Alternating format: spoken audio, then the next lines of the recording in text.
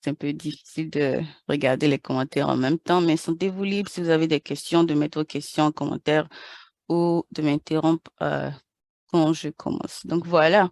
Donc comme mon collègue l'a dit, nous allons faire maintenant une révision de la régression linéaire multiple.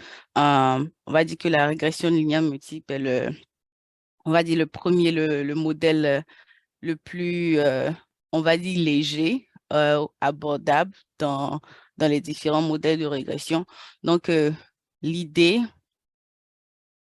l'idée avec la régression linéaire multiple est que vous avez au moins deux prédicteurs continus. Donc, quand on parle de régression, déjà, on parle d'essayer de prédire une certaine variable. On essaie de voir, OK, comment je peux trouver une formule mathématique qui va capturer cette variable-là. Donc, l'idée ici, c'est qu'avec la régression linéaire multiple, on parle de multiple ici parce il y aura vous allez utiliser plus d'une variable pour essayer de prédire cette variable qui vous intéresse là. Donc, ici, vous avez au moins deux et les deux sont continus. Donc, et ces variables, on va les appeler les variables indépendantes. Ça veut dire que vous n'êtes pas en train d'essayer de les prédire, vous les avez déjà. Il n'y a pas de manipulation à cela. Et c'est ce que vous allez utiliser maintenant pour faire la régression. Et maintenant, vous avez ce qu'on appelle une variable expliquée. Et cette variable expliquée dans la régression linéaire multiple, elle est continue. Donc, retenez que la variable est continue dans la régression linéaire multiple. Donc, ici, on va appeler la variable, c'est une variable dépendante parce que vous avez d'autres variables que vous pouvez changer, qui vont changer et donner une valeur à cette nouvelle variable qui vous intéresse. Donc ici, là, c'est le contexte. Donc, ici, maintenant, on parle dans la régression linéaire multiple, on a ce qu'on appelle la proportion de variance. Donc, ici, vous avez, par exemple, au moins deux variables que vous allez utiliser pour prédire une troisième variable. Et ces variables que vous utilisez, comme on l'a dit, on les appelle les variables dépendantes. Donc, ces variables vont venir expliquer la proportion de variance dans la troisième variable. Quand on parle de proportion de variance, c'est juste à quel niveau ces variables peuvent capturer l'essence de cette troisième variable, à quel niveau ces variables peuvent prédire bien cette troisième variable. Et comme on a dit, en contrôlant leur intercorrélation. Ici, quand on parle d'intercorrélation, c'est juste la corrélation entre les variables prédictrices. Pas la corrélation avec la variable dépendante, mais la corrélation avec les variables, entre les variables prédictrices ou les variables indépendantes. Donc, c'est ce qu'on appelle ça, et que vous voulez que cette corrélation-là soit minime. Donc, c'est ça l'idée ici, la logique du modèle linéaire multiple ici.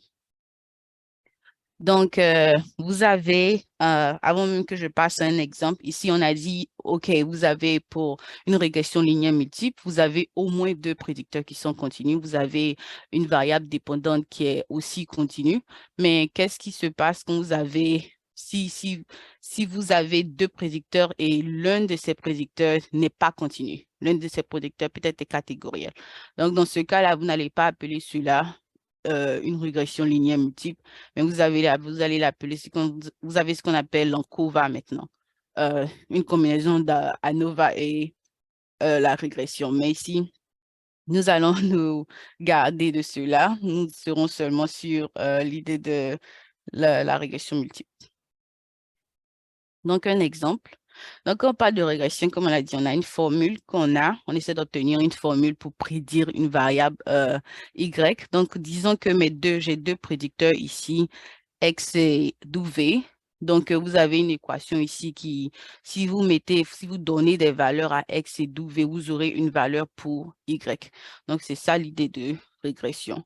Et ici encore, quand vous finissez, par exemple, de construire ce modèle-là et que vous avez votre formule pour pouvoir prédire Y, on a ce qu'on appelle la corrélation multiple qui est aussi donnée. Donc ici, quand on parle de corrélation multiple, vu qu'on parle on va dire que c'est une relation linéaire, quand on parle de régression linéaire. Donc c'est une relation linéaire entre Y et les prédicteurs. Donc maintenant, on a un degré, on veut savoir à quel point ces valeurs-là peuvent capturer vraiment Y. Et cette corrélation multiple vous donne un indice de cela. Donc, juste pour pouvoir comment comprendre le modèle. Donc, l'idée, si vous avez une équation de la sorte, si vous augmentez, par exemple, x par 1, vous allez augmenter y par 2147. Et ça, c'est en gardant la valeur de W de manière constante. Donc, 2,147, Y va augmenter par 2,147 si vous augmentez X par 1. Et si vous augmentez maintenant W par 1, vous allez augmenter Y par 1000,302. Donc, ça, c'est encore en gardant la valeur de X au même niveau. Donc, c'est ce qu'on appelle en contrôlant X. Donc, non, finalement, encore, si vous mettez des zéros, ces deux valeurs-là, maintenant, vous allez avoir la première valeur qui est la 2,340 et cela vous donne la valeur de Y quand ces deux variables-là sont nulles. Et comme je l'ai dit, la corrélation multi vous donne un indice de comment est-ce que les valeurs prédictrices sont en train de capturer cette valeur Y-là. Donc maintenant, si vous envoyez au carré la corrélation multiple, cela vous donne maintenant le pourcentage de la variance totale que ces prédicteurs-là sont capables de capturer. Donc ça vous donne un niveau de, OK, à quel point mon modèle c'est un bon modèle prédicteur parce que ici, ce modèle-là capture Y à 57%. Donc, ça veut dire qu'il y a peut-être d'autres variables qui sont peut-être, vous n'avez pas pu peut-être les spécifier, ou bien c'est juste qu'avec les variables que vous avez, c'est tout ce que vous pouvez faire en termes de prédire la valeur de Y. Donc, une question. On va vous donner peut-être quelques 30 secondes pour y penser. Que faire quand 0 n'est pas une valeur pour X ou W? Je dis W comme en anglais, mais W. Que faire quand 0 n'est pas une valeur possible pour X ou W? Donc, juste 30 secondes pour y penser. Donc, je vais donner la réponse directement. Donc, si c'est le cas que 0 n'est pas une valeur qui est possible pour l'un des prédicteurs, vous n'avez qu'à juste faire ce qu'on appelle, vous n'avez qu'à centrer maintenant les prédicteurs. Par centrer, je veux dire que au lieu d'avoir juste X ou W, vous pouvez avoir X moins la moyenne de X. C'est ça maintenant qui est votre nouveau prédicteur pour cela. Vous pouvez avoir W, au lieu d'avoir W ici, vous allez avoir W moins la moyenne de W et c'est ce que maintenant vous allez utiliser pour prédire Y. Donc voilà. Donc, le modèle linéaire multiple a certaines hypothèses. Donc, la première hypothèse est que les coefficients de régression reflètent uniquement les relations linéaires. Donc, ici, on parle d'un modèle linéaire. Donc, ça veut dire que quand vous avez une spécification de ce modèle-là, comme je l'ai donné dans l'exemple passé, on n'a qu'une relation linéaire. Ça veut dire que même si les valeurs de X changent d'une certaine manière, nous, on croit toujours que la relation entre ces prédicteurs-là et Y est linéaire. Elle ne va pas se transformer en une relation exponentielle ou autre relation. Elle est toujours linéaire. C'est ça l'hypothèse que le modèle linéaire a. Et ici, encore, on dit tous les prédicteurs sont parfaitement fiables. Donc, ça veut dire que les valeurs qu'on a pu obtenir pour les prédicteurs pour faire la prédiction ici, on croit que ces valeurs-là sont correctes. Il n'y a pas d'erreur de mesure. Donc, ici, on va dire que c'est un peu plus facile pour des valeurs que, on va dire par exemple, comme on va dire le sexe de quelqu'un ou bien l'école que la personne fréquente et tout, par exemple. Mais si la valeur, peut-être, c'était le QI, le quotient intellectuel. Le quotient intellectuel, c'est quelque chose que vous devez aller mesurer avec encore d'autres valeurs. Donc, cela peut envoyer des erreurs de mesure. Mais l'hypothèse qu'on a ici pour le modèle de régression linéaire est qu'on on a pu mesurer correctement toutes les valeurs. Et l'autre hypothèse, c'est que les tests de signification régression supposent que les résidus sont normalement distribués et homoscédatiques. Qu'est-ce que ça veut dire? Donc ici, quand vous avez un modèle linéaire, le modèle linéaire va vous donner ce qu'on appelle les résidus.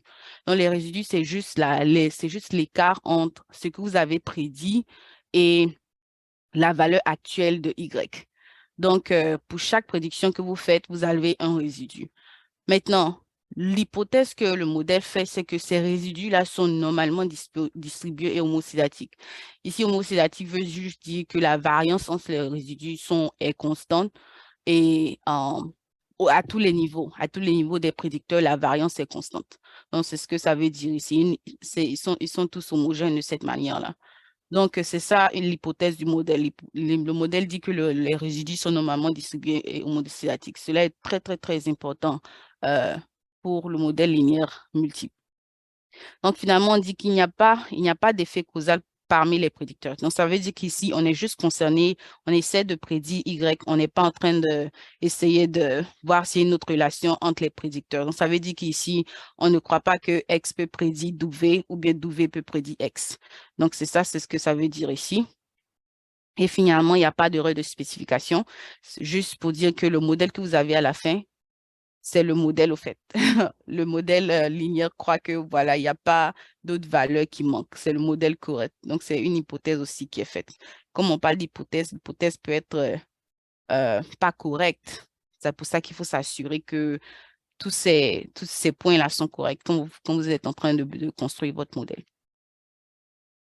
Donc, finalement, comme on l'a dit ici, c'est juste prendre une prise pour avoir une certaine idée de comment ça marche et tout. Donc, disons ici que maintenant, vous avez un modèle. Vous avez maintenant les résidus de ce modèle. Comme on a dit, les résidus, c'est juste l'écart entre les valeurs de Y qui ont été prédites et la valeur de Y réelle. Donc, quand le modèle, quand les hypothèses sont respectées, les résidus doivent avoir cette première forme-là, LNH. Donc, c'est juste pour dire linéaire, normal et homoscédatique. Donc, vous allez voir qu'il y a une certaine les résidus sont homogènes de part et d'autre de de cette ligne horizontale. Cette ligne, elle, autour de 0. Donc, les résidus sont de part et d'autre et c'est de manière linéaire et tout. Mais si une des hypothèses n'est pas respectée ici, et c'est le cas si les résidus ne sont pas linéaires, vous aurez cette deuxième figure-là au lieu de la première. Vous allez voir que maintenant, il y a une certaine pente qui est là. Maintenant, si les résidus ne sont pas normaux, vous allez avoir la troisième figure ici qu'on voit. Au lieu qu'ils soient pas de part et d'autre de 0, vous allez voir que, ils sont tous en bas de 0, par exemple. Donc, en quatrième plan, on a dit que quoi? Les résidus doivent être linéaires, normaux et homoscédatiques. L'opposé d'homostatique, c'est hétérosédatique ou bien l'hétérosédaticité. Donc, cela veut dire ici que les résidus ils n'ont pas une variante constante autour, quand vous changez les valeurs des prédicteurs. Les résidus n'ont pas une variante constante. Donc, cela va se présenter comme on a dit, c'est comme si vous avez un tunnel qui s'ouvre grandement vers la fin. Donc, c'est juste cela, quand vous essayez avec le modèle linéaire, si vous avez pu faire un graphique des résidus, si le modèle respecte les hypothèses, cela va ressembler à la première figure. Donc, voilà notre petite introduction ou mes révisions, je